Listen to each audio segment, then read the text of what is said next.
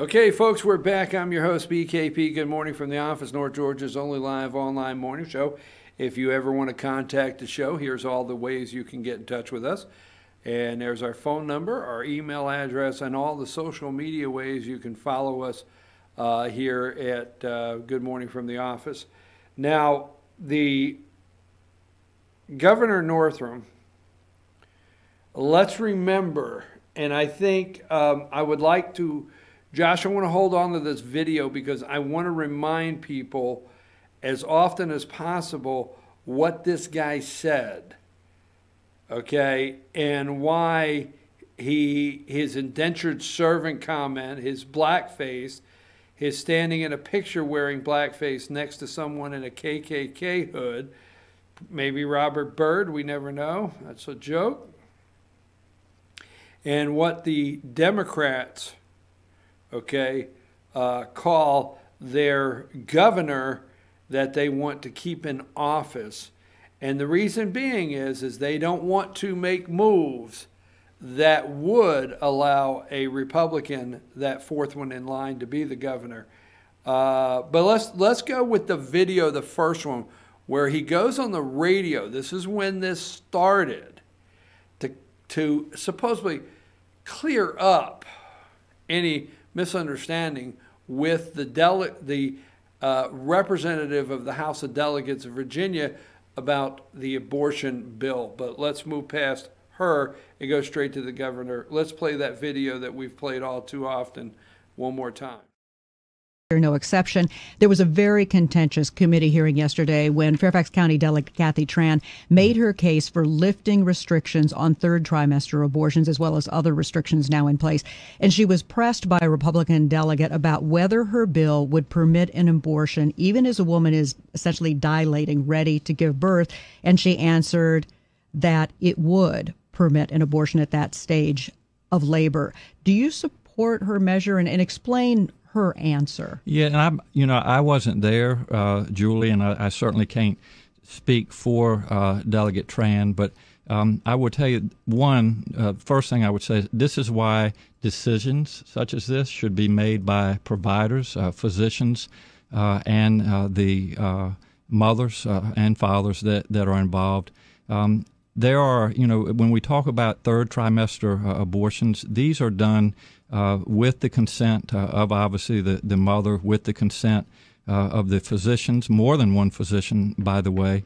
And it's done in cases where there may be severe deformities, there may be a fetus that's non-viable. So in this particular example, if a mother is in labor, I can tell you exactly what would happen. The infant would be delivered. The infant would be kept comfortable.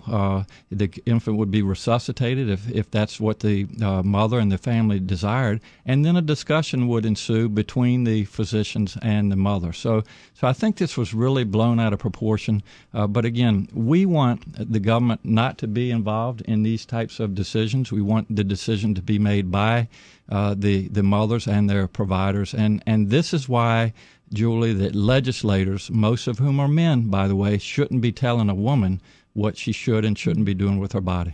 And do you think multiple physicians should have to weigh in, as is currently required? She's trying to lift that requirement. Well, I think it's always good to get a second opinion and for at least two providers to be involved in that decision, because these decisions shouldn't be taken lightly. And so, I would certainly support more than one provider. All right, let's go back to the phones now for the governor. We're going to talk now with Mike, who's calling in. Back to me there. We want to remind people as often as possible what this guy's really about, what Democrats are really about. We watched, remember was it Project Veritas, the harvesting of baby parts from Planned Parenthood for profit, for sale? How many videos did we watch? Okay? You do not want to go and look at a third trimester abortion. The baby's born, kept comfortable. Now that being said, Nancy Pelosi, all right, These people care more about plants and trees. Nancy Pelosi tweets out, and this was February 7th. I know we're on the 11th, but on February 7th, she tweets out, we have a moral, that's number 43, I'm sorry. She tweets out, we have a moral responsibility to protect God's creation for generations to come.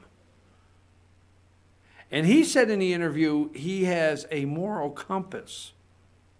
The Democrats do not have anything where a moral compass or an understanding of the moral obligation that we have in this world.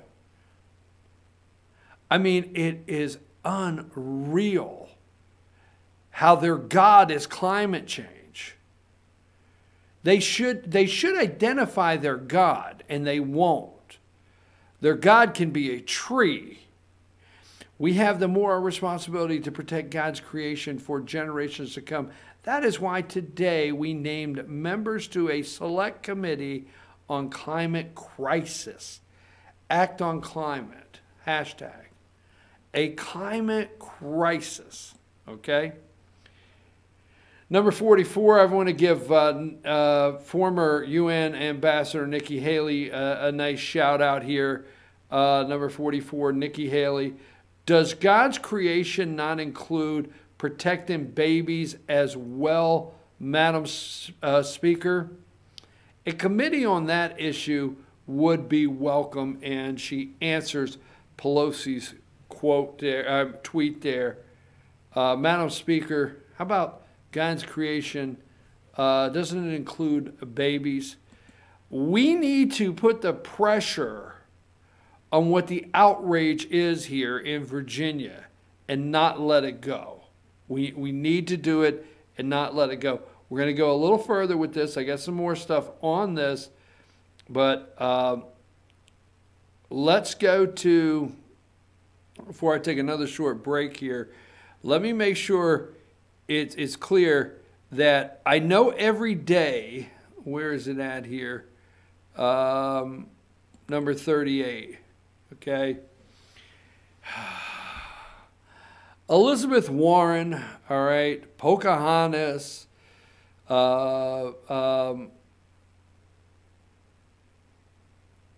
this is exactly what America wants, as a Harvard professor. We have waited our whole life for a Harvard professor to be the next president of the United States. But she goes to Lawrence, Massachusetts. Now, I would tell you, do the research where she's standing, Lawrence, Massachusetts, and the entire state in a whole, and see the senator, what a mess, the sanctuary city that she's in, what a mess her state is in, okay? And she gets on stage, and she holds her rally there, and she enters right there in her home state the race for 2020.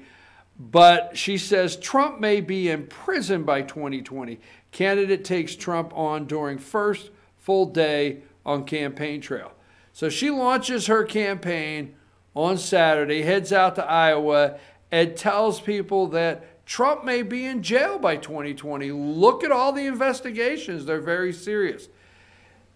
Also on that note, who else but Amy Klobuchar, and she is the senator from Minnesota